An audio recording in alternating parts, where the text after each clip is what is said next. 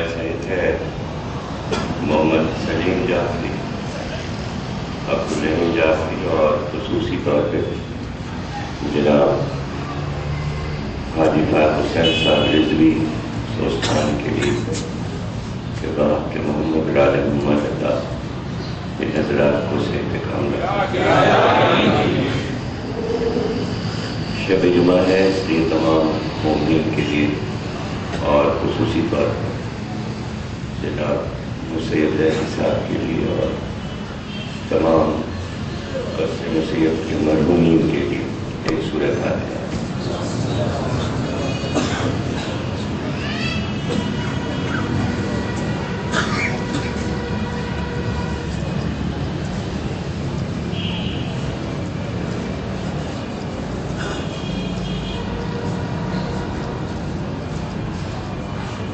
بسم اللہ الرحمن الرحیم۔ تمام تعریفیں اللہ کے لیے، درود اور سلام محمد راج محمد کے لیے۔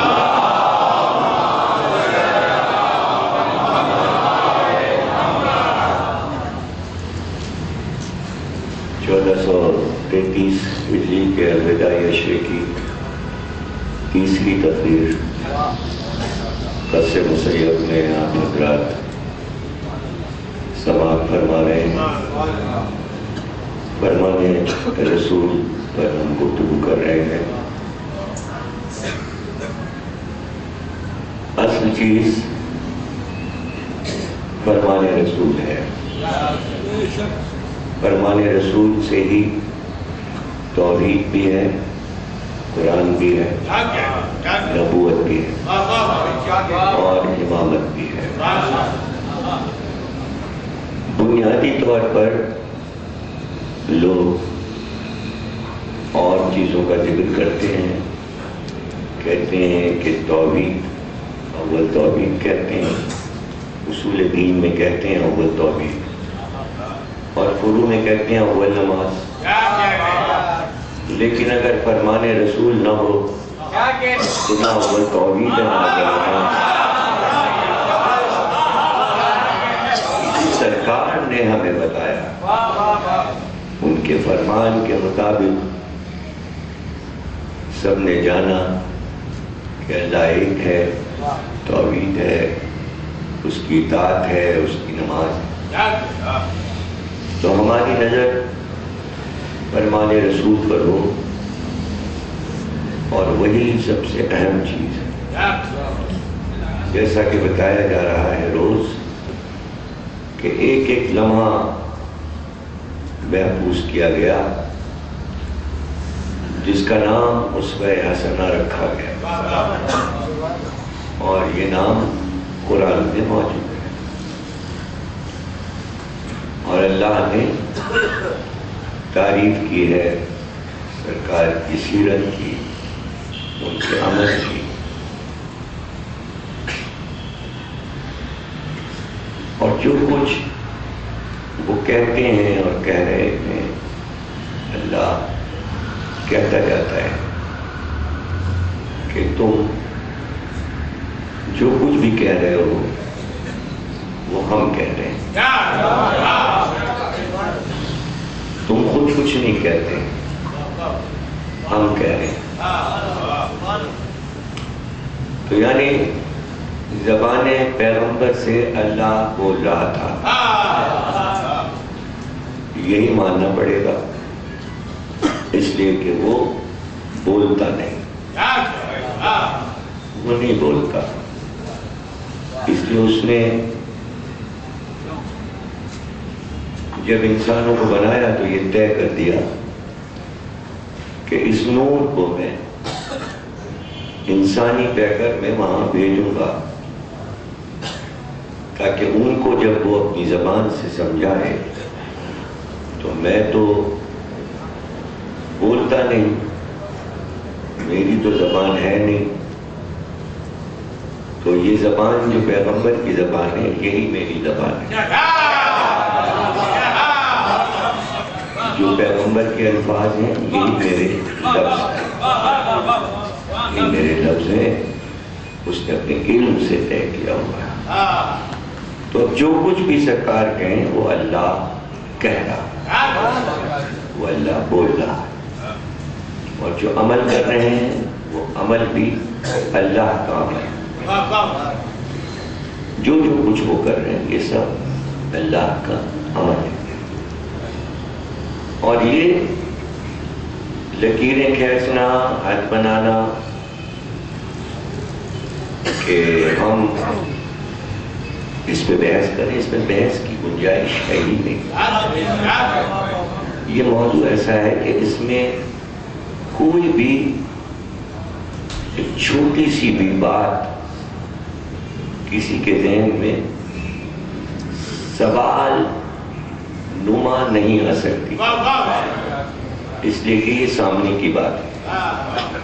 ہم جب قرآن پڑھتے ہیں، تلاوت کرتے ہیں اور اللہ کی باتیں کرتے ہیں تو ایسے باتیں کرتے ہیں جیسے اللہ ایک الگ چیز ہے اور وہ الگ سے ہے، اور اس نے خود ہی آ کے بتایا ہے کہ میں اللہ ہوں، اور اس نے جو ہے قرآن بندوں کے حوالے کر دیا کہ یہ میرا کلام ہے۔ اس طرح مسلمان شیعہ سنی بات کرتے ہیں، لیکن ان کے دماغوں میں ایک اللہ کا پورا امیج بنا کے یہ اللہ ہے، یہ محمد ہے اور یہ امام ہے۔ یہ سب آپ نے بنایا ہے۔ جو ذات محمد ہے بس وہی ہے سب کچھ، بس ذات محمد نظر آئی ہے، نہ کسی نے اللہ کو دیکھا، نہ اللہ کا کلام سنا۔ اب جو یہ کہہ دے بس یقین ہے، جو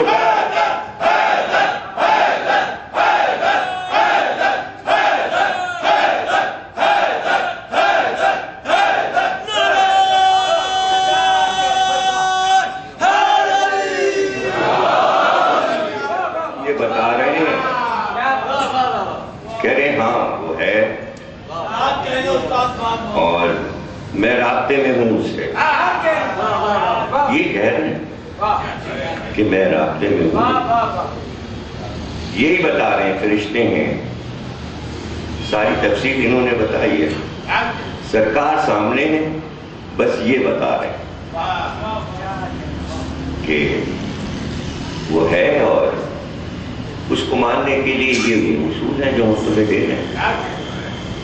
اس طرح ماننا ہے کہ اس کی ساری قدرت ہے، وہ زمانے کا عالمین کا مالک ہے، اور نہ وہ کان رکھتا ہے، نہ آنکھ رکھتا ہے، نہ وہ زبان رکھتا ہے، اور لیکن بولتا ہے، لیکن دیکھتا ہے، لیکن سنتا ہے، بغیر کانوں کے سنتا ہے۔ تم کان سے سنتے ہو، وہ کان کا محتاج نہیں ہے۔ تم آنکھ سے دیکھتے ہو، وہ آنکھ کا محتاج نہیں ہے۔ تم دہن سے بولتے ہو، وہ دہن کا محتاج نہیں ہے۔ سرکار بتا رہے ہیں۔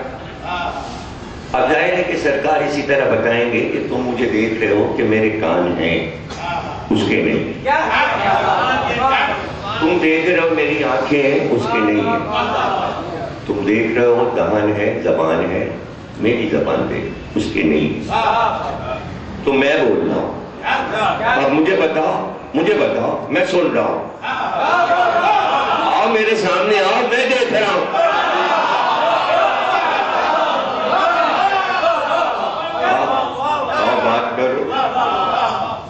بات کرو، اور میں جہاں جا رہا ہوں، جو کچھ میں کر رہا ہوں، وہ سب کچھ دیکھتے جاؤ۔ یہ سب اسی کا عمل ہے، چونکہ وہ کسی چیز میں سماتا نہیں، وہ کسی چیز میں آتا نہیں، اس سے کوئی چیز پیدا نہیں ہوئی، وہ کسی سے پیدا نہیں ہوا۔ اس نے اپنے لطف اور کرم سے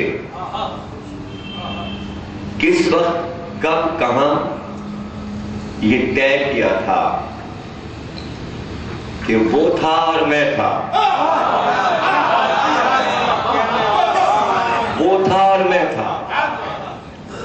اور یہ مت پوچھنا کہ میں کب ہوا، اس شک میں نہ پڑ جانا کہ وہ کوئی تاریخ تھی کہ نور خلق ہوا، نہیں، یہ مت کہنا۔ اگر ایسا تم نے کہا تو پھر تم نے توحید کو نہیں مانا۔ کیوں؟ یہیں پر وہ باریکی ہے جسے آپ سمجھ لیں کہ وہ معبود ہے، یعنی جس کی عبادت کی جائے۔ معبود نہیں ہو سکتا جب تک عابد نہ ہو۔ کس کا معبود ہے؟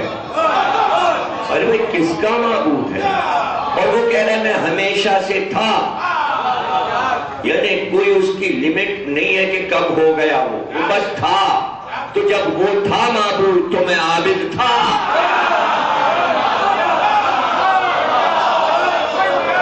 کوئی لمٹ نہیں ہے کہ کوئی وہ پہلے ہو گیا معاذ اللہ اور پھر اس نے مجھے وجود میں لا کر کہا کہ تم میری عبادت کرو۔ جس طرح وہ تھا اسی طرح میں تھا، اسی طرح میں۔ اب یہ کہ تمہیں سمجھانے کے لیے یہ سب کچھ کہا گیا کہ حجابوں میں رہا، یہ سفر ہے، نور کا سفر ہے، تمہیں سمجھانے کے لیے بتایا کہ میں نور ہوں، میں نور ہوں۔ تمہیں سمجھانے کے لیے میں کہہ رہا ہوں میں نور ہوں، میں وہی ہوں جو وہ ہے۔ اگر وہ نور تو میں بھی نور۔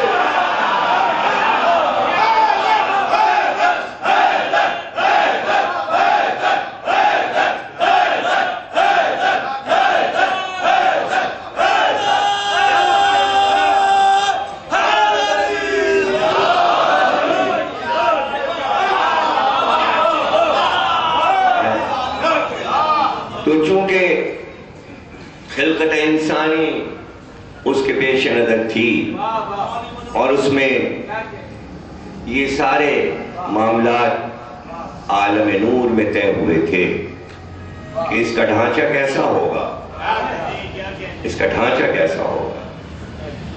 تو اس لیے کہا کہ ہم نے بہت اچھا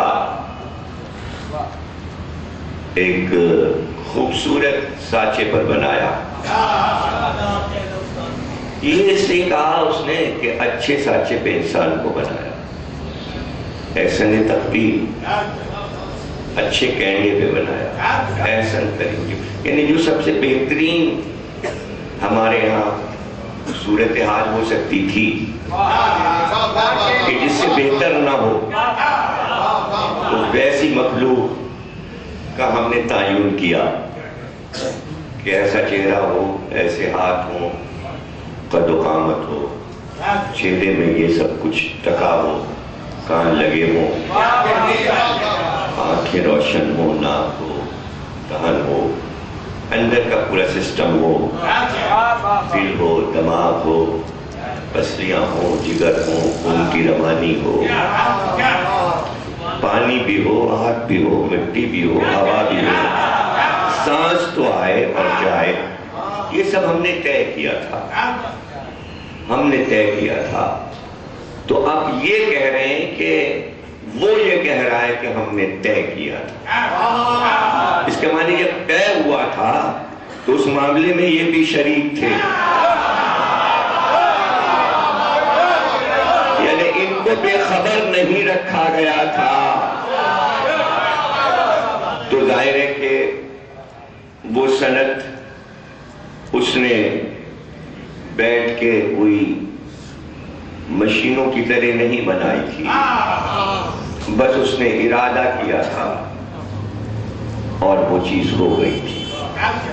وہ ارادہ کرتا ہے اور وہ شے ہو جاتی ہے۔ اور پھر سرکار اپنے فرمان میں فرماتے ہیں اللہ کا ارادہ تو میں ہوں۔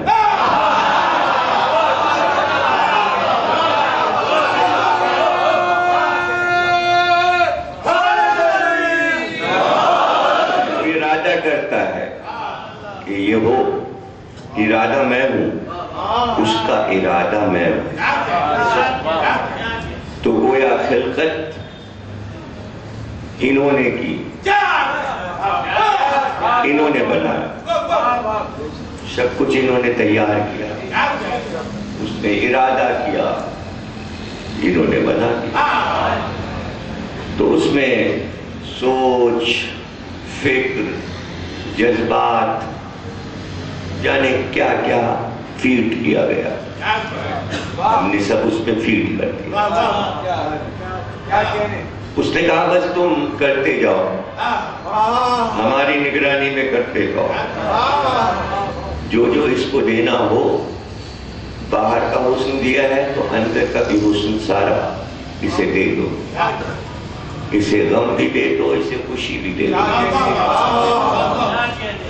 تو پھر بنا کر ہم نے یہ سوچا کہ پہلے ہم ہی کیوں نہ اس پیکر میں آ کر دیکھیں۔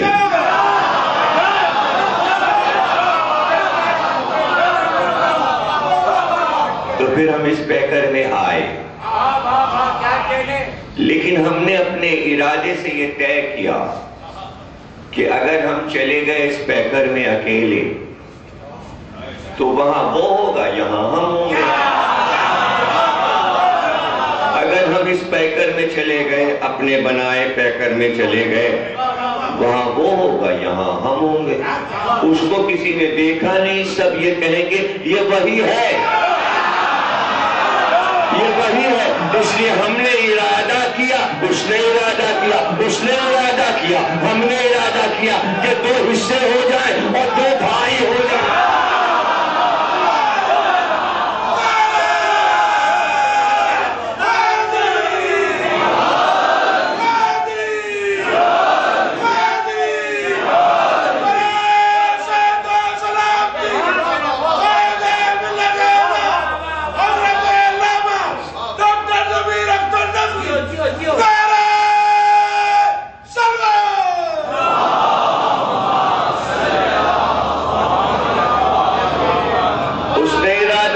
ہم نے ارادہ کیا کہ ہم دو ہو جائیں تاکہ وہ رہے،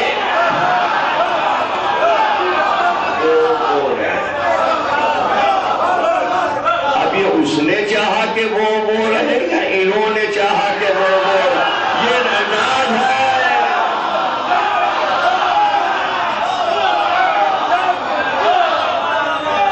یہ راز ہے، اسے راز ہی رہنے دو، ہی رہنے دو۔ اور پھر بھی اگر شکوک ہیں، پھر بھی اگر شکوک ہیں، اور ہم نے ہی تو سب کچھ فیڈ کیا تھا، ہمیں پتا تھا کہ اس کے اندر شک بھی ہے، اس کے اندر الٹی مت بھی ہے، اور اس کی مت ماری بھی جائے گی۔ پہلے ہماری پیکر کی مٹی تو ممتاز تھی، جنت کی وہ خاص سلسبیل اور کوثر کی نتھری ہوئی ایسی مٹی تھی کہ جس مٹی کو اس مٹی نے خواب میں بھی نہیں دیکھا۔ تو ہمارا پیکر تو وہی تھا جو ہماری روح تھی، جہاں سے روح تھی وہیں سے پیکر تھا۔ لیکن یہاں پر چونکہ اجزاء جو ملے تھے وہ مختلف جگہ کے تھے، اور وہ جب یہ دنیا بنی تھی تو اس میں بڑے مسائل ہوئے تھے کہ یہ پہلے پانی سے بنی، پھر آگ ہوئی، پھر آگ جو تھی وہ ٹھنڈی ہوئی۔ تو پانی اور آگ نے اس کو جما کر جو اجزاء بنائے، اس میں ایسی چیزیں کھلبلی کی پیدا ہو گئیں پک پک کے کہ اس میں چونکہ تضاد تھا، پانی آگ سے دشمنی رکھ رہا تھا، آگ پانی سے، اور پھر ہوا کے تھپیڑوں میں وہ آگ کو سرد ہو رہی تھی، اور یہاں تک کہ اس آگ نے یہ سوچا کہ میں فنا نہ ہوں تو زمین کے سینے میں اتر گئی، اوپر سے تو ٹھنڈی ہو گئی، اندر گھس گئی۔ ہوا نے اور جھونکے دیے، جب پانی کی پھوار پڑی تو ہوا نے اور ٹھنڈا کیا، تو بس وہ اتنی سرد ہو گئی کہ اس پہ قدم رکھا جا سکے۔ تبھی تو آدم کے لیے کہا انی جاعل فی الارض خلیفہ، اب جاؤ قدم جماؤ، اب نہ آگ کی کیچڑ ہے، نہ ہوا کا زور ہے، نہ پانی کا بہاؤ ہے، ٹھہرو وہاں جا کے اپنے قدم ٹھہراؤ۔ تو اب اسی سے تو سب کو بننا تھا، تو اس میں یہ بھی سارے مسائل تھے کہ شکوک آئیں گے۔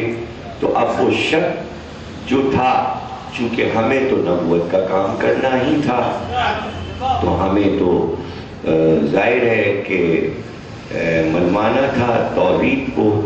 اب میرا بھائی وہی کر رہا تھا جو اس کا ارادہ تھا، جو میرا ارادہ تھا وہی اس کا ارادہ تھا، لیکن میرے بعد اسے کچھ کام کو بہت تیزی کے ساتھ کرنا تھا، تو وہ تیزی چونکہ قیامت تک کے لیے جانی تھی، تو اس تیزی میں وہ جو عناصر مٹی میں تھے اور وہ پیکر جو زمین پہ چل پھر رہے تھے، انہیں کچھ شک ہونے لگا کہ یہ وہی تو نہیں ہے، وہی تو نہیں ہے۔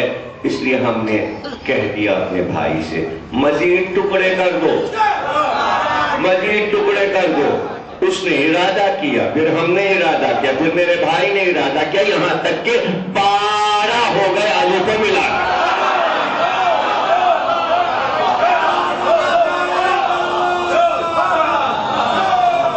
12 ہو گئے علی کو ملا کے، اور اب تم دیکھتے چلے جاؤ کہ بھئی صورت تو وہی ہے، اور یہ اس لیے رکھی گئی کہ جس نے نہیں دیکھا وہ ہر دور میں دیکھے۔ وہ 2 چیزیں چلتی رہیں، صورت بھی اور سیرت بھی، 2 حصوں میں جلال بھی تھا، جمال بھی تھا، کبھی ادھر جمال ہو، کبھی ادھر جلال ہو، کبھی ادھر جلال ہو، کبھی ادھر جمال ہو۔ یہ جلال و جمال کا سفر تھا، اس لیے پیکر دیکھتے رہے، فرشتے پوچھتے رہے کون لوگ ہیں چادر میں، چونکہ یکجا دیکھا نہ تھا، پہلی بار سب کو ایک جگہ دیکھا۔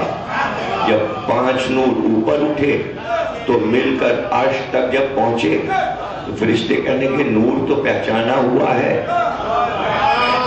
لیکن اتنا نور کبھی نہیں دیکھا، تو پھر یہ بھی تو بتا کون لوگ ہیں۔ تو پھر اللہ نے ارادہ کیا، وہ وہاں بتا رہا تھا فرشتوں کو، یہاں میری بیٹی بتا رہی تھی، یہاں میری بیٹی بتا رہی تھی۔ میری بیٹی کو یہ سب کچھ کیسے پتا چل گیا؟ تمہیں حدیث قصہ میں پڑھنے میں پتا چلتا ہے نا کہ حدیث قصہ میں خاتون جنت کہہ رہی ہیں، کیا کہہ رہی ہیں؟ کہ وہ عرش پہ کہہ رہا تھا نہیں بنایا میں نے اس دنیا کو، لیکن ان کے لیے یہ چاند، یہ سورج، یہ ستارے، یہ دریاؤں پہ چلتی ہوئی کشتیاں، یہ سب ہم نے خلق کیا ان کی خاطر۔ کہہ وہ رہا تھا بول یہ رہی تھی، کہہ وہ رہا تھا بول یہ رہی تھی، اس کا ارادہ ان کا ارادہ، ان کا ارادہ اس کا ارادہ۔ وہ تو جب جبریل تو پھر آ کے دوبارہ چادر میں سنایا، وہی جملے جو بی بی کہہ چکی ہیں وہی جبریل نے دوہرا دیے۔ تو اس سے پتا چلا پہلے یہ بولتے تب ملک بولتا ہے، پہلے یہ بول دیتے ہیں، ان کے لفظ ملائکہ دوہراتے، آپ کہہ رہے ہو جبریل کے لفظ نبی دوہراتے ہیں۔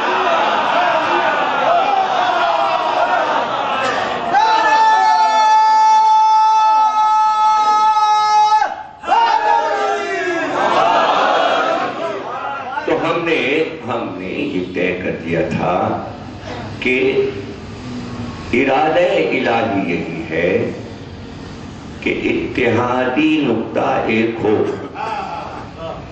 چونکہ مٹی کی خاصیت یہ ہو گئی آگ، پانی اور ہوا کے اثر سے کہ اس میں کیفیت منتشر مزاجی کی ہو گئی. مٹی جو ہے وہ الگ الگ ہے. پتھر توڑے ریزہ کرے تو بکھر جائے، تو چونکہ بکھراؤ کا مزاج تھا تو اکٹھا رکھنا تھا. چونکہ دماغ مٹی سے بنا، آگ میں بھی بکھراؤ ہے، کبھی ادھر آنچ جاتی، کبھی ادھر جاتی، کبھی ادھر جاتی ہے. یہی ہوا میں ہے، اور ہوا میں تو مٹی اور پانی سے زیادہ بہاؤ ہے. اس کا تو کوئی ٹھیک ہی نہیں کدھر کی چل جائے. اس کا کوئی ٹھیک نہیں. کیوں؟ اس لیے کہ آگ تو دکھائی دے رہی کہ آنچ اب ادھر جا رہی ہے، اب آنچ ان کو لگ رہی ہے، اب ان کی طرف آنچ جا، اب ہماری طرف آ رہی، اب ہم بچ رہے ہیں، اب ان کی طرف گئی تو وہ بچ رہے ہیں. دیکھ رہے ہیں نا، مٹی بکھر رہی ہے تو سمیٹ رہے ہیں. ابھی جھاڑو میں کیوں نہیں جا رہے ہیں؟ میں کیا کیا سمجھاؤں؟ تقریر لطف لے کے سنیں گے تو مزہ آئے گا. بھئی جھاڑو اسی لیے بنی، ادھر بھی پھیل گئی، ادھر بھی پھیل گئی، پھر ادھر سے سمیٹا، پھر ادھر سے. لیکن ہوا جو ہے وہ سب کو بگاڑے جا رہی ہے. آنچ کو بھی بگاڑ رہی ہے، پانی کو بھی بگاڑ رہی ہے، مٹی کو بھی بگاڑ رہی ہے، خاک بھی اڑا رہی ہے. یہ ساری شرارت ہوا کی ہے.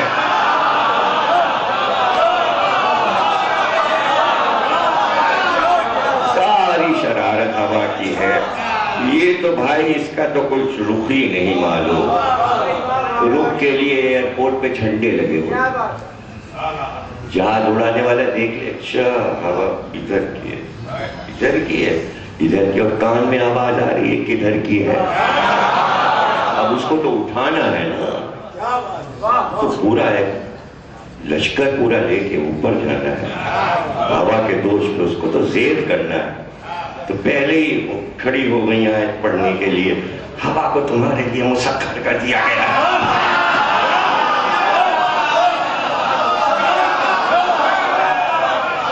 ان کے لیے PIA کے لیے مسخر کیا گیا ہے.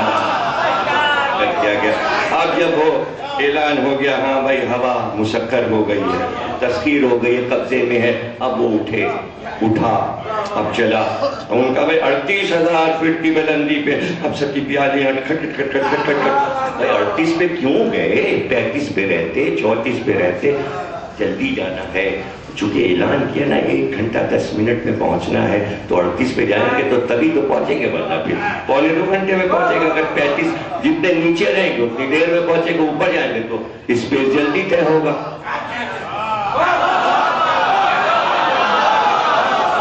اور ٹکرانا اس سے ہے، مقابلہ ہے، سینے پر پورا زور ہے. تو 2 پنکھے لگا لیے ہیں، وہ آئیں گی ہم ان کو پیچھے پھینک دیں گے، وہ پیچھے پھینکتے جائیں گے، ہم آگے بڑھتے جائیں. یہی تو پانی میں ہے نا، جب تک آپ پانی کو ہٹائیں گے نہیں آگے کیسے بڑھیں گے؟ جہاز تیرتا ہے، ہوا کو ہٹاتا ہے، آگے بڑھتا جاتا ہے. یعنی ہوا سے لڑائی ہو رہی ہے. اور یہ ہے کہ تلی ہوئی ہے دشمنی پر. اور کب سے نہیں دشمنی پہ تلی ہوئی ہے، کب سے نہیں تلی. اس لیے حضرت سلیمان نے کہا تھا ہوا پر بھی ہم کو دے دے حکومت. ارے سلیمان کی ہوا نہ بنتی اگر ہوا نہ مانگتے.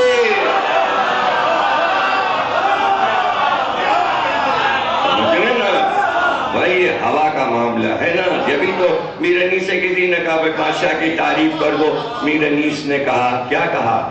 غیر کی مدح کروں شہ کا ثنا خواں ہو کر، مجھ رہی اپنی ہوا کھوؤں سلیمان ہو کر.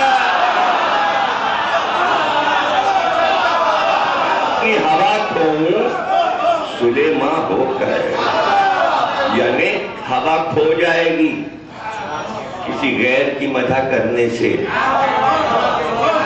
سمجھے نا؟ تو وہ ظاہر ہے کہ ان کی تابع فرمان تھی ہوا، تبھی تو تخت اڑتا تھا. تو وہ بوڑھی آ گئی اور اس نے کہا کہ بھئی یہ ہوا جو ہے اس نے آج میرا ہاتھ توڑا. میں گھر سے نکلی تیز آئی اور میں گری اور میرا ہاتھ ٹوٹ گیا. مقدمہ پیش کر دیا حضرت سلیمان کے سامنے. حضرت سلیمان نے ہوا کو بلایا. کیوں تو نے دیکھا نہیں؟ اندھی ہو گئی تھی کہ یہ بوڑھی عورت گھر سے نکل رہی تھی. تو ہوا نے کہا نہ میں تو چل چکی, یہ سامنے آ گئی. سامنے آئی کیوں؟ آپ بتائیے. مقدمہ پیش ہے. ایک تھے سلطان صاحب شاعر تھے, بہت پرانے, میر نفیس میر انیس کے بیٹے کے شاگرد تھے اور بہار پٹنے کے تھے. تو ان کا ایک واقعہ مجھے سنایا تھا علامہ طالب نور صاحب کے والد گرامی مرحوم مولانا محمد مصطفیٰ جوہر صاحب نے. انہوں نے سنایا, کہنے لگے میں نے کہا آپ نے ان کو دیکھا تھا؟ کہنے ہاں میں نے ان کو دیکھا تھا. جب ان کے جاتا تھے, ایک دن میں ان کے یہاں گیا تو وہ اپنے لان میں دوڑ بھاگ کر رہے تھے اور کاغذ اڑ رہے تھے. دوڑ دوڑ کے وہ کاغذ پکڑ رہے تھے اور وہ ہوا میں اڑ رہے تھے. تو میں نے سنا وہ اصل میں مرثیہ لکھ رہے تھے. ہوا تیز آئی تو وہ مرثیے کے سارے ورق اڑ گئے اور وہ دوڑ دوڑ کے, اب وہ تو ہوتا ہے کہ آپ جب کاغذ پکڑنے دوڑے آپ یہاں, اب یہ ہوا میں اڑتی چیزیں آپ نے اگر پکڑی ہوں تو پھر مشاہدہ ہوگا تو ہوگا نا. اب کبھی آپ کا ہوا کا ٹکراؤ ہی نہیں ہوا تو میں مجلس کیا پڑھوں اور کس کے سامنے پڑھوں؟ تو وہ کہنے لگے, وہ یہ کہتے جاتے تھے, کاغذ اٹھاتے جاتے تھے, کم بخت حضرت آدم کے دور سے چل رہی ہے, اب تک کم بخت کو چلنا نہیں آیا.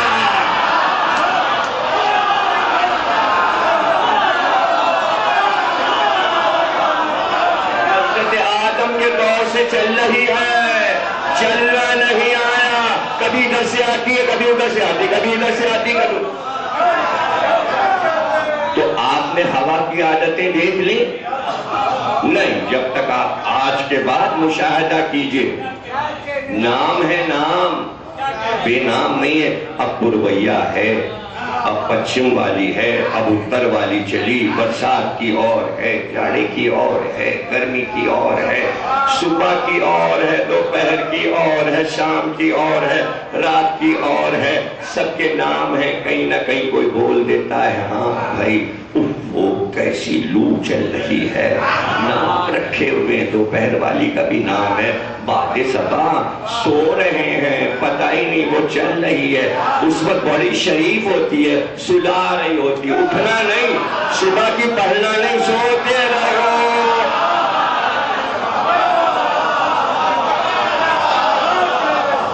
تو وہی ہوا انسان میں ڈال دی. اب بتائیے انسان سیدھا چل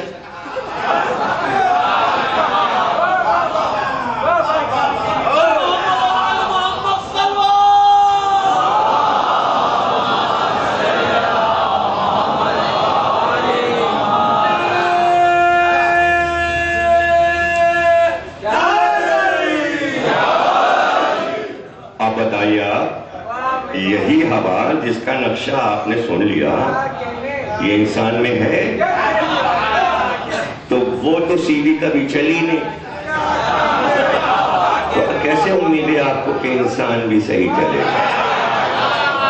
کہتے اور رہ گئے پانی صاحب. اگر شانت ہے تو شانت ہے اور آگے بیہا کرتے ہوئے غصہ کرتے ہوئے تو پھر کون روکے؟ حکومت پوری مل کے نہ روک پاتی ہے.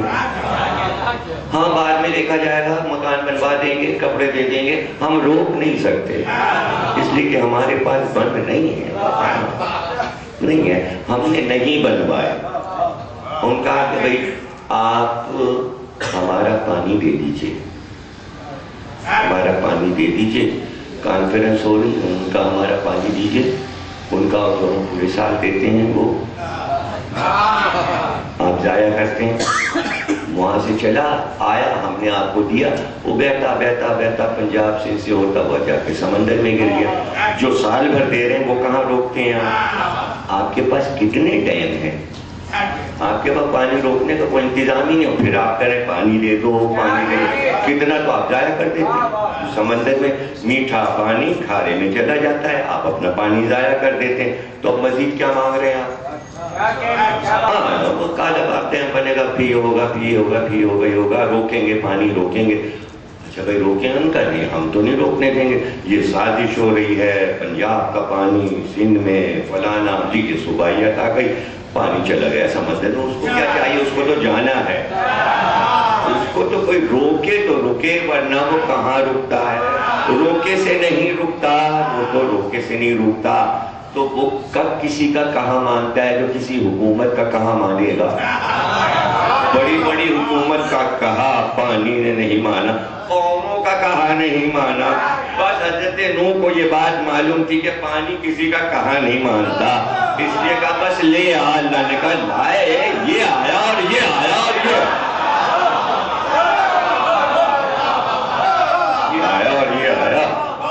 اب وہ پانی جو ادھم مچا کے جائے کہ جو دیکھنے والے ہیں وہی جانتے ہیں کہ اب کیا بہتا آ رہا ہے، پوری گائے بہتی چلی آ رہی ہے، گھوڑا بہتا چلا آ رہا ہے، پوری کار بہتی چلی آ رہی ہے، پورا مکان بہتا چلا آ رہا ہے، سب کے پلنگ بستر بہتے چلے آ رہے ہیں، کھیت باغ بہتے چلے آ رہے ہیں، درخت بہتے چلے، ارے کوئی چیز ایسی بھی ہے کہ جس کو اکھاڑ پچھاڑ کے لیے چلا نہیں جا رہا، کہاں لے جائے گا، تیرے کس کام کی یہ چیز ہے؟ نہیں یہ تو ہماری عادت ہے، ہم توڑ پھوڑ کر کے بہا دیتے ہیں، کچھ ادھر پھینک دیتے ہیں، اچھا تو یہی پانی تو حضرت انسان میں آ گیا۔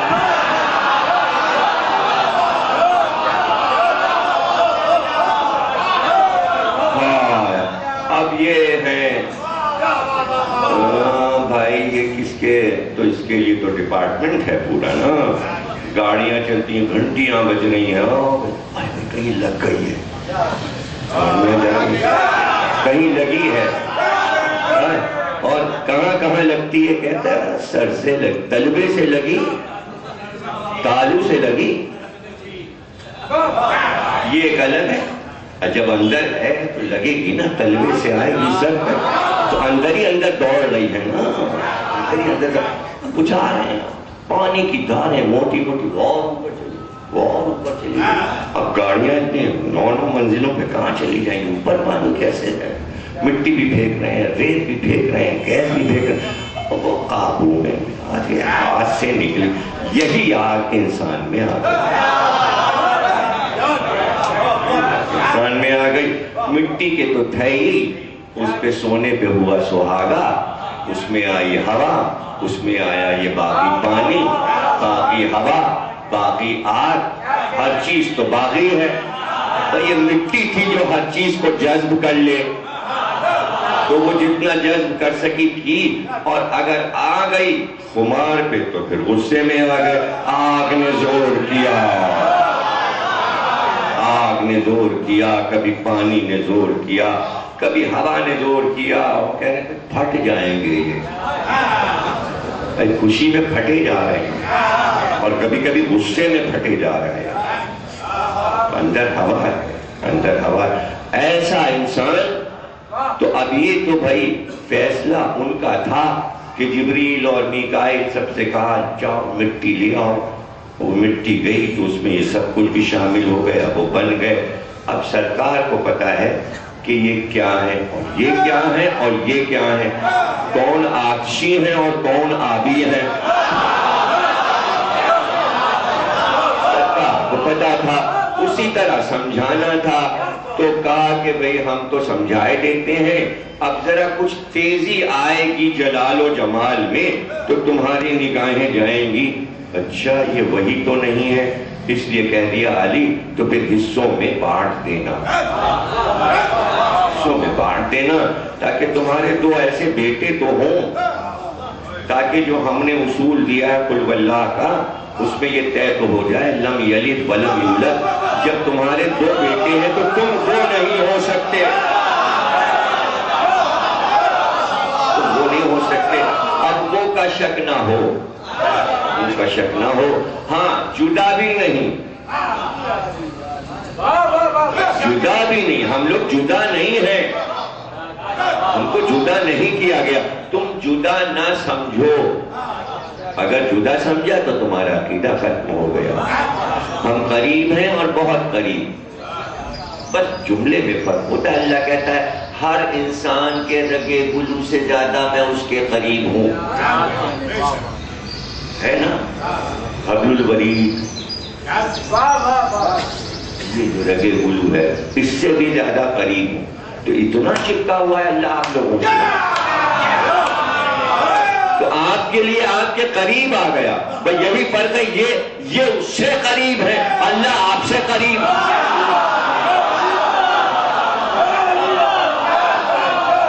نہ اس میں شرک ہے نہ اس میں شرک ہے. جب یہ مان رہے تو وہ بھی مان لیجیے. آپ سے اللہ اتنا قریب ہے، بالکل قریب، بالکل قریب. تو یہ بہت قریب، اور قریب ہونے کے باوجود اتنے قریب اس پر وہ کہتا ہے اور قریب آؤ. اب وہ قربت کیا ہے وہ جانے اور یہ جانے، وہ جانے اور یہ جانے. اس طرح سب کچھ سمجھایا، بتایا، اور یقین کر لو اس لیے کہ یہ تو تم پہلے ہی کہہ چکے ہو، ہم صادق ہیں، ہم امین ہیں، یہ تو تم نے اقرار کیا ہے. ہم نے کبھی جھوٹ بولا ہی نہیں، جو کچھ ہے سب سچ ہے، اس لیے ہمارا فرمان سچ ہے. اب تمہارے یہاں وہ ہم بتا چکے کہ شک کیوں آتا ہے، اس لیے کہ وہ سارے عناصر ہیں جو اندر کھلبلی مچائے ہوئے ہیں. جس کا جب زور ہو گیا تو اسی زور میں تم نے یہ کہہ دیا یہ سمجھ میں نہیں آتا اور وہ سمجھ میں نہیں آتا. ارے تمہاری عقل ہی کتنی ہے جو سب کچھ سمجھ میں آتا. بجائے خالق تو عقل کے ہم ہیں، عقل اول تو ہم ہیں. ہم کو بھی پتا ہے کتنا سمجھ میں آئے گا اور کتنا نہیں سمجھ میں آئے گا. جو سب سے آسان طریقہ ہو سکتا تھا کائنات میں، اس طرح ہم نے تمہیں سمجھا دیا، اور اس کو تم سمجھ لو. یہ سب جو کچھ کیا گیا اس پہ نہ اللہ کا کوئی فائدہ تھا نہ نبی کا فائدہ تھا. فائدہ تمہارا اپنا تھا. چونکہ خلق کر کے آزاد چھوڑ دیا گیا تمہیں، اس لیے تمہیں ہدایت کیسے ملتی کہ تم اپنے آپ کو مینٹین کیسے کرو گے. اس لیے ہمیں ضرورت پڑی کہ ہم وہاں سے یہاں آئیں اور سب کچھ کر کے دکھائیں، اور ہم تمہیں بتائیں کہ عدل کی زندگی کیسے گزاری جاتی ہے. زندگی تو عدل کی ہوتی ہے. ہم نے ہر چیز عدل کے ساتھ کی، عدل کے ساتھ کی، اور ہم نے کسی پر زیادتی نہیں کی. چونکہ ہم نے عدل کیا اس لیے امت کو یہ بات ہم نے بتا دی اپنے فرمان میں کہ خیال رکھنا، مرکز نہ ہٹانا، مرکز اہل بیت کو رکھنا. اگر تم یہاں سے بال برابر کھسک گئے نقصان تمہیں پہنچے گا، اللہ کو نہیں. مرکز اس کا نام ہم نے ولایت رکھ دیا.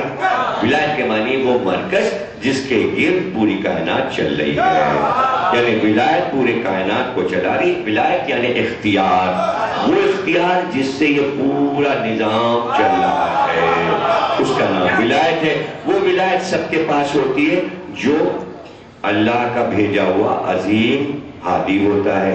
تو ولایت علی بھی ہوتی ہے، ولایت فاطمہ بھی ہوتی ہے، ولایت حسن بھی ہوتی ہے، ولایت حسین بھی ہوتی ہے. لیکن اس ولایت کو ہم نے مردہ نہیں ہونے دیا. ولایت کو مہدی پہ رکھا تاکہ ولایت زندہ رہے، مہدی کے آگے نہیں جائے گی.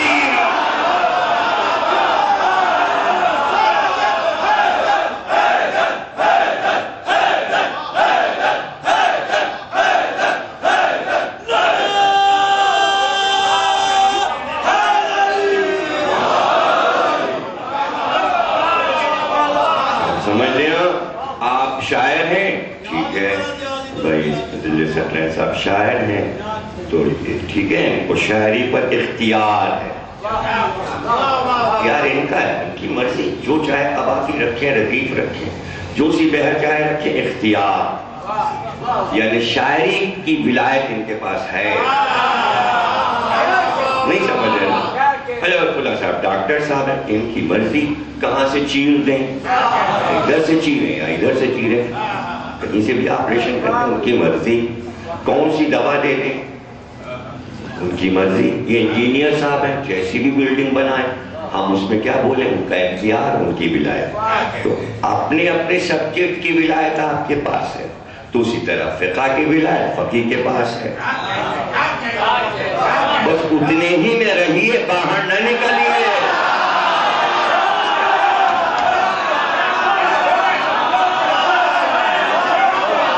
آپ ڈاکٹر ہیں, ڈاکٹر رہیے. آپ انجینئر ہیں, انجینئر رہیے. آپ شاعر ہیں, شاعر رہیے. یہ نہ دورہ پڑ جائے کہ کائنات کا اختیار ذل ثقلین کو مل گیا.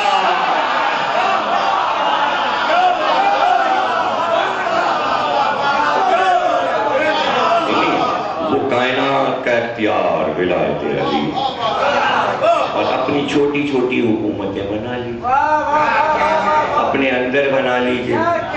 اب میں بھی بنا رہا ہوں, میں خطیب ہوں. کیا ہے آپ, کچھ بھی نہیں. گزر گئے بڑے بڑے خطیب, گزر گئے. آپ کو بھی کچھ شدھ بدھ آتی ہے, کاہے کی بڑائی نہیں. وہ اختیار کچھ اور ہے. وہ اس کا ارادہ, ان کا ارادہ, ان کا ارادہ, اس کا ارادہ. یہ ارادے کی حکومت ہے, ارادہ الہی کا اختیار ہے. تو اب ظاہر ہے کہ یہ حوث تو ہو ہی جاتی ہے کہ لوگ اپنے آپ کو کسی بڑے سے ملاتے ہیں, بڑے سے ملاتے ہیں. ابھی سوچ لیجئے کہ کہاں کیا چیز اور کہاں کیا چیز. اب چونکہ عادت پڑ گئی, چونکہ فیلڈ ہے انسان کے اندر کہ بچہ کا ایسا ہی ہو, میرا چاند ہے.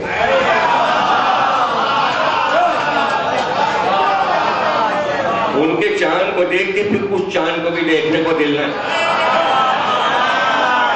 ایسے بھی بہت سے چاند ہیں, تو ہر ماں کا بیٹا چاند ہوتا ہے, تو چاند سے ہی ملائے گی. وہ ظاہر ہے کہ میرا بیٹا تو چاند ہے, بڑی چیز. لیکن اس میں محاورتاً کر لیجئے یہ کام. اب ارادتاً بالکل واجباً نہ کیجئے, یا یہ کہ نہیں میرا بیٹا چاند ہے, واجب قربتاً اللہ.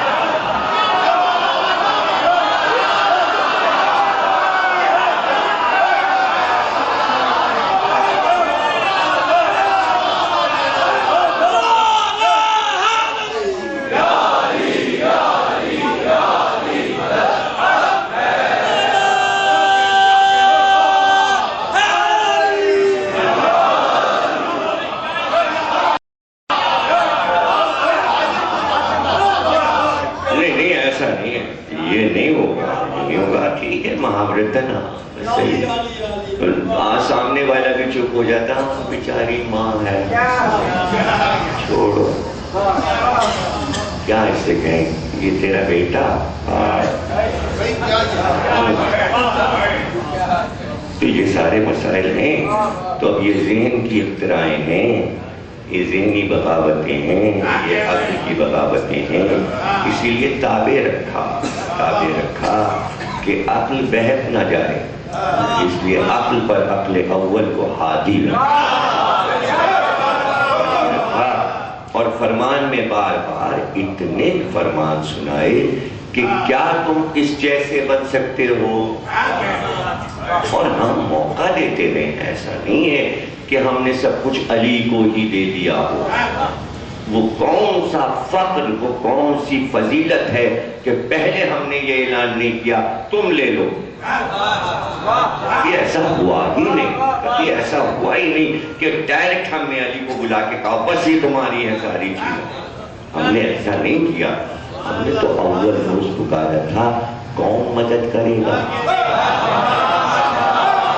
تو اس پر سب گونگے بہرے کیوں ہو گئے, کیوں نہ مدد کو آئے. اب جب علی نے کہہ دیا میں مدد کروں گا, اور پہلی بار کہہ دیا یا رسول اللہ میں مدد کروں گا, آپ اللہ کے رسول ہیں, محمد رسول اللہ. اب جب بعد میں سب آئے تو اب آنے سے کیا فائدہ. اب آئے تو آئیے, اب صبر کے ساتھ رہیے. چڑیا چگ گئی کھیت, چونکہ نہیں ملا دانا تو اب چلیے علی سے. اگر دانا تو بنیے، دانا نہیں ملا تو دین کے معاملے میں دانا بننا ضروری ہے بھائی۔ وہاں تو پکار ہوئی تھی، پکار، کون کون کون۔ اب اس کے بعد دیکھ لیجیے کہاں پر کون نہیں کہا، آؤ۔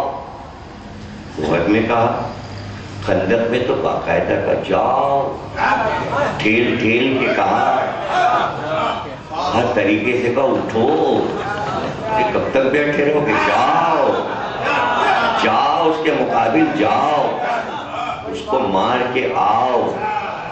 اور جو آج اس کو مارے گا تو اس کے عہدے اور منصب بھی بتا دیے۔ اسی وقت یقین ہو جانا چاہیے تھا کہ پیغمبر نے کہا ہے کہ یہ مرے گا تو مرے گا۔ چلے جاتے وہ مار نہیں سکتا تھا، پیغمبر نے کہہ دیا آج اس کو مرنا ہے کل کفر کو، تو یوں ہی چلے جاتے، وہ یوں ہی مر جاتا، پیغمبر کے فرمان پہ مر جاتا۔ اٹھے کیوں نہیں؟ جب نہیں اٹھے تو کہا علی تم جاؤ۔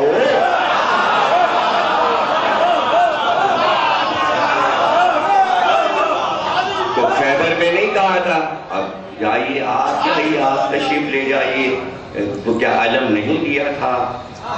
مل کے نہ ملا، علم مل کے نہ ملا۔ تو اب یہ تو سارے مسائل دیکھے دوسرے ہو گئے نا، کہ بھائی رسول نے موقع دے دیا تھا ہر چیز میں موقع۔ اب جب آپ نے یہ کام نہیں کیا اور ایک نے کر دیا تو اب غدیر کا ممبر تو اس کا انتظار کر رہا تھا، اسی کا منتظر تھا، جنت بھی اسی کی منتظر، اس لیے فرمان رسول میں آ گیا، چار کے اشتیاق میں جنت تڑپ رہی ہے۔ ایک علی ہیں، ایک سلمان ہیں، ایک ابو ذر ہیں، ایک مقداد ہے، ان چاروں کے لیے تڑپی جا رہی ہے، فراق میں جنت تڑپ رہی ہے۔ یہ چاروں کب آئیں گے؟ فرمان رسول، اور کسی ایک مذہب کا نہیں، کسی ایک مسلک کا نہیں، سب نے لکھ ڈالا، چار کی مشتاق ہے جنت، اشتیاق ہے اس کو، عشق ہے اس کو، آؤ آؤ آؤ۔ تو یہ سارے فرمان سمجھنے کے لیے ہیں، عقل کے لیے ہیں، غور کے لیے ہیں، کہ کیوں یہ سب فرمان کیوں دیے، کیوں ارشادات یہ دیے، قوم کو سمجھایا۔ مرکز یہ رکھنا، یہاں سے نہ ہٹنا، ہٹے تو وہ عناصر تمہیں بہت پریشان کریں گے۔ ان کے کنٹرول میں ہے عناصر، اس لیے کہ ولایت ان کی ہے، مٹی بھی ان کے اختیار میں، ہوا بھی ان کے اختیار میں، پانی بھی ان کے اختیار میں، آگ بھی ان کے اختیار میں۔ تمہارے اندر جو کچھ ہے، اگر اپنا سب کچھ ان کے اختیار میں دو گے تو صحیح رہو گے۔ تو جناب خوب سنا آپ نے، آخری جملہ تقریر کا سن لیجیے جو حاصل ہے۔ اس لیے غدیر میں پوچھا، ہم تمہارے نفسوں پہ اولا ہیں؟ تم میں آگ، ہوا، مٹی، پانی، اور سرکار ان چاروں چیزوں سے اولا ہیں، اور اس کے اندر ہے نفس جس نے سب کو سمیٹا، تو میں نفس پہ اولا ہوں، یعنی تم اپنے نفس سے بلند مجھے سمجھتے ہو؟ سب نے کہا ہاں سمجھتے ہیں۔ تو جب سمجھتے ہو تو میرا فرمان سن لو، من کنت مولاہ فہذا۔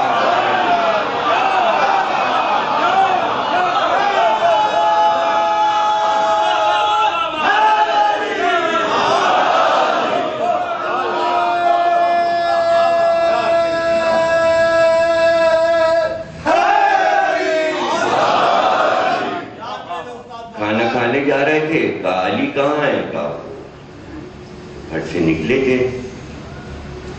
کہا اچھا، تو باہر نکلے، ادھر ادھر دیکھا تو مسجد نبوی کی دیوار سے بالکل دھوپ پڑ رہی تھی، معالج کے سو رہے، دوپہر کا وقت سو رہے، کروٹ جو لی تو سارے جسم میں مٹی، تو مٹی جھاڑنے لگے، اٹھو اترا، اٹھو اترا، اٹھو۔ تو لوگوں کو اس دن پتا چلا کہ رسول اللہ انہیں اترا بھی کہتے ہیں۔ مٹی جھاڑ رہے ہیں، اٹھو بوتراب۔ تو مٹی جھاڑ دی، بوتراب کے جو مٹی کپڑوں میں لگ گئی تھی جھاڑ دی۔ تو بوتراب کہہ کے امت کو بتا دیا یہ ہے مٹی کا باپ، تم بنے ہو مٹی سے، اگر اس کو چھوڑ دیا یہ مٹی تمہاری مٹی خراب ہو جائے گی۔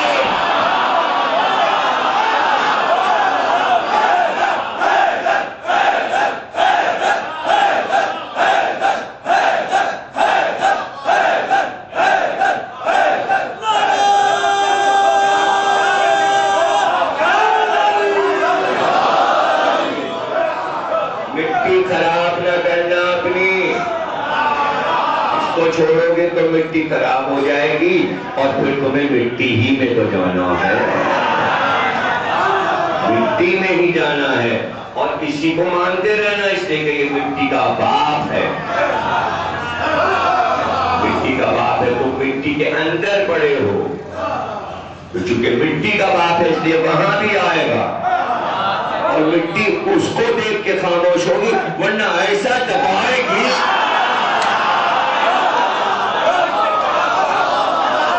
سوا وحشت کے کچھ نہ رہ جائے گا۔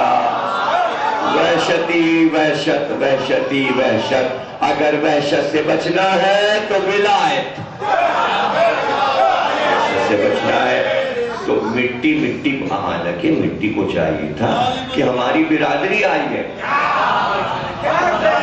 قبر کی مٹی کو چاہیے گا نا اس کو دیکھ کے کہ ہمارا دوست آیا ہے، مٹی کو دبائے دے رہی ہے، کیوں؟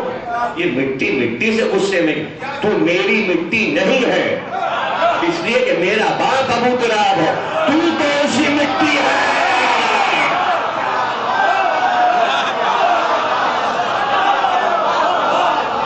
کون سی مٹی ہے؟ یہ نجس مٹی کیسے آ گئی ہے؟ تو طاہر مٹی کو پہچانے گی۔ تو جناب علی آنا ہے تو چونکہ وہ مٹی کے باپ تھے تو مٹی کو عزت ملنا تھی، اس لیے کہ مٹی وفادار ہو گئی، گھرانے سے وفادار ہو گئی، اس لیے رسول اللہ کے ہاتھوں پہ پہنچ گئی اور رسول اللہ نے اس کو امانتاً رکھوا دیا اور امانتاً رکھوا کے کہا یہ حسین سے متعلق ہے۔ تو پھر حسین نے کہا اب تجھ کو ہم نے خاک شفا بنا دیا، طاہر تو تھی ہی، مٹی طاہر ہے، مٹی نجس نہیں ہوتی، مٹی طاہر ہے، اب ہم نے اس کو اور طہارت پر بھی یہ انعام دیا کہ تو خاک شفا ہوگا۔ سجدہ تجھی پر ہے لیکن یہ سجدہ مٹی پر ہی ہے، اس لیے کہ یہاں میں نے اپنا لہو بہا دیا اس خاک پر۔ اب اس خاک کا کیا کہنا کہ پورا طبقہ اٹھا لیا جائے، جب قیامت آئے گی سب فنا ہو جائے گا، لیکن فرشتوں کو حکم ہوگا کہ یہ پوری کربلا کی سرزمین کو اپنے پروں پہ اٹھا۔ جب معصوم سے پوچھا گیا کہ قیامت کے دن پورا طبقہ اٹھا لیا جائے گا، ساری زمینیں جب فنا ہو رہی ہوں گی تو اس کو اٹھایا کیوں جائے گا؟ تو معصوم نے ارشاد فرمایا کہ ان کے جسم ٹکڑے ٹکڑے ہیں، اس لیے محشر میں اس کربلا کی پوری زمین کو اٹھا کر لے جایا جائے گا تاکہ انہیں زحمت نہ ہو، ان کو زحمت نہ ہو۔ اللہ یہ چاہتا ہے، اور میری کتاب پڑھی آپ غم حسین، اس میں میں نے روایت لکھ دی ہے، وہ بھی فرمان رسول ہے، اور اس میں آپ فرماتے ہیں کہ جب کعبے کی زمین کو اللہ نے خلق تو اس نے فخر کیا کہ مجھ پر اللہ کا گھر ہے، لیکن سامنے ایک اور زمین اٹھی اور وہ کعبے کی زمین سے بھی بلند ہوئی، تو کعبے کی زمین نے اللہ سے پوچھا یہ کون سی زمین ہے جو مجھ سے زیادہ بلند ہو گئی؟ تو اللہ نے کہا یہ حسین کی زمین، تیری بقا اس سے ہے، یہ نہ ہوتی تو تو باقی بھی نہ رہتی، کہ ہم نے اس کو افضل قرار دیا۔ یہ ہے کربلا کی سرزمین، اور جب آئے ہیں حسین اتنے خوش ہوئے ہیں وہ زمین پہ پہنچ کر، اتنے خوش ہوئے ہیں اور خاک کو اٹھایا ہے، جھک کے اٹھایا، اور پھر جیب سے ایک تڑیا نکالی ہے، اس میں سے جو خاک نکلی ہے ایک ہتھیلی پہ اس کو رکھا، ایک پہ اس کو، اور پھر دونوں کو ملا کر کہا عباس یہی پہنچنا تھا، یہی ہے خاک۔ اور پھر جب زمین خریدی ہے، اس کی قیمت دی ہے، تو ایک جملہ آیا ہے خیمگاہ سے کہ یہ زمین علی اکبر کے نام لکھ دیجیے۔ تو آپ نے فرمایا ہے ہاں علی اکبر کا حصہ بھی ہے، سب کو ملے گا، سب کا برابر حصہ ہے، وہ بھی پائیں گے، اور ان کو بھی اس زمین میں سے حصہ ملے گا۔ اور پھر بنی اسد کو وصیتیں کی ہیں، بتایا ہے کہ یہاں زراعت نہ کرنا، اس کو جگہ کو چھوڑ دینا، قبریں بن گئی۔ بہن نے چاہا ہے کہ کربلا ہو کر مدینے جایا جائے تاکہ اپنی آنکھ سے دیکھ لوں،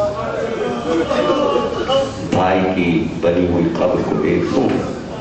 بلکہ میں تو یہ کہوں گا حضرت زینب نے یہ چاہا کہ میں بھی بھائی کی قبر کی زائرہ ہو جاؤں، چونکہ زائر کا ایک مرتبہ ہے، اس لیے حضرت زینب نے چاہا کہ ہم بھی زائر بنیں، قبر حسین زائر بنیں، تمام بیویاں زائرہ بنیں، سید سجاد زائر بنیں۔ لیکن خالی ہاتھ تو نہیں آئی تھی چیلم کے دن، جو کچھ اسباب لٹا تھا عاشور کے دن وہ سب ساتھ لائی، شہیدوں کے سر لے کر آ رہی ہیں اور کہتے ہیں گرد اٹھی اور کارواں نظر آیا۔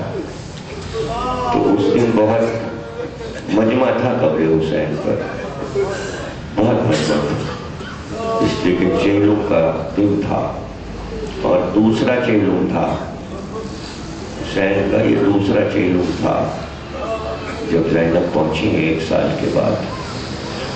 بنی اسد بھی آئے ہوئے تھے، اتفاق سے کوفے کے بہت سے لوگ آئے ہوئے تھے، اور جابر بن عبداللہ انصاری مدینے سے آئے تھے اپنے غلام عطیہ کے ساتھ، اور کہا تھا کہ میں چاہتا ہوں کہ فرات میں میں نہا لوں، غسل کر کے نیت کر کے میں قبر حسین کی طرف جاؤں۔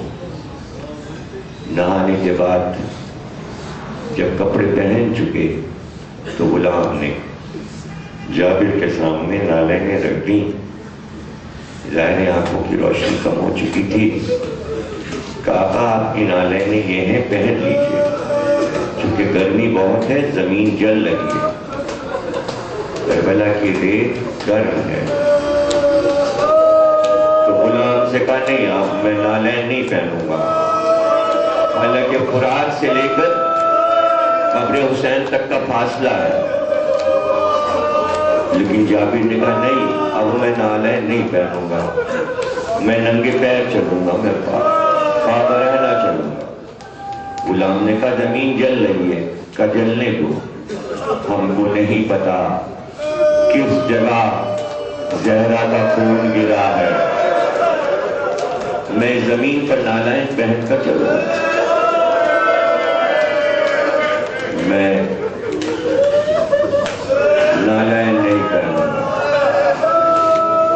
غلام کہتا ہے راوی ہے کہ ہم بازو پکڑ کے اور پہ لائے تو اپنے آپ کو جابر نے قبر پہ گرا دیا،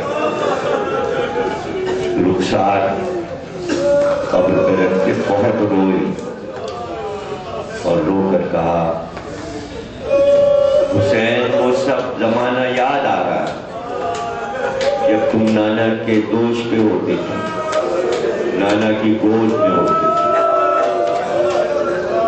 مجھے یاد ہے جب میں آتا تھا تو میں تم کو دیکھتے ہی تم پر سلام کرتا تھا، جیسے ہی میں تم پر سلام کرتا تھا تم مجھے جواب دیتے تھے کہ جابر تم پر بھی سلام. اے میرے شہزادے، کیا میں امید کروں کہ آج میں آپ کو پکار رہا ہوں تو آپ مجھے جواب دیں گے؟ میں آپ پر سلام کر رہا ہوں، سلام کا جواب اب تک نہیں آیا شہزادے، لیکن جواب آیا اور قبر سے آواز آئی، جابر قبر کے پاس سے جلدی ہٹو، میری بہن زینب آ رہی ہے. زینب آ رہی ہے. اور وہی وقت تھا کہ جب حضرت زینب بھائی کی قبر پہ پہنچی. میں آپ کو بتا چکا کہ سامان لوٹا ہوا سب زینب لے کے آئی ہے، جو واپس ملا ہے. تقریر ختم ہو گئی. 2 جملے ہیں، آئیں، گریہ کیا، بھائی کو مخاطب کیا اور صرف اتنا کہا، آپ نے سکینہ کو میرے حوالے کیا. لیکن بھیا میں سکینہ کو واپس نہ لا سکی. سکینہ قید خانے شام میں رہ گئی. میں کیا کرتی، تم تو خود خواب میں آ کر سکینہ کو لے گئے. پھر گریہ کیا، پھر روئی. بڑا کوہرام تھا. زینب کے رونے پر کربلا میں بڑا کوہرام، چہلم کے روز بڑا کوہرام تھا. زمین کربلا تھرا رہی تھی، اتنا کوہرام تھا. اور پھر حضرت زینب نے مسند حسین نکالی اور قبر پہ بچھا دی. مسند حسین قبر پہ بچھا دی اور تمام شہداء کے سر قبر حسین پر رکھ دیے. قبر پہ رکھ دیے اور کہا بھیا سب کے سر زینب لے آئے. سب شہیدوں کے سر زینب لے آئے. چاروں طرف مجمع تھا بنی اسد کی عورتوں کا. پھر حضرت زینب کھڑی ہو گئی اور تمام بیویوں سے کہا 10 قدم پیچھے ہٹ جاؤ. سب پیچھے ہٹے. 10 قدم پیچھے ہٹ کر حضرت زینب نے اپنا ہاتھ اٹھایا اور پھر آواز دی، السلام علیکہ یا ابا عبداللہ، السلام علیکہ یا ابن رسول اللہ، السلام علیکہ یا ابن فاطمہ الزہرا. جب سلام کر چکی، زیارت پڑھ چکی، تو پھر قبر کے قریب آئی اور تمام بیویوں سے کہا اب جو کچھ ہم کریں وہ ہمارے ساتھ تم بھی کرو. ایک بار زینب نے قبر کا طواف شروع کیا. تمام بیویوں نے حضرت زینب کے ساتھ امام حسین کی قبر کا طواف کیا. لیکن جب طواف شروع ہوا تو حضرت زینب اپنے ہاتھوں کو اپنے سر پہ مارتی جاتی اور کہتی جاتی، ہائے حسینہ، وائے حسینہ، ہائے حسینہ، وائے حسینہ. اتنا ماتم ہوا کہ قبر حسین پر ماتم کی بنیاد رکھ دی. کہتے ہیں کہ 3 دن تک جناب زینب نے قبر پہ ماتم کیا. جب تیسرا دن آیا تو بیویوں نے کہا سب کے سر دفن ہو گئے. گنج شہیدہ میں سب کے سر جسموں سے مل گئے. بی بی ماتم بھی بہت ہوا. کہا ہاں ماتم ہوا لیکن ابھی ایک ماتم باقی ہے. میرے ساتھ جلوس بنا کر چلو. آگے آگے زینب چلی, پیچھے پیچھے بیویاں. فرات کے کنارے آ کر زینب نے آواز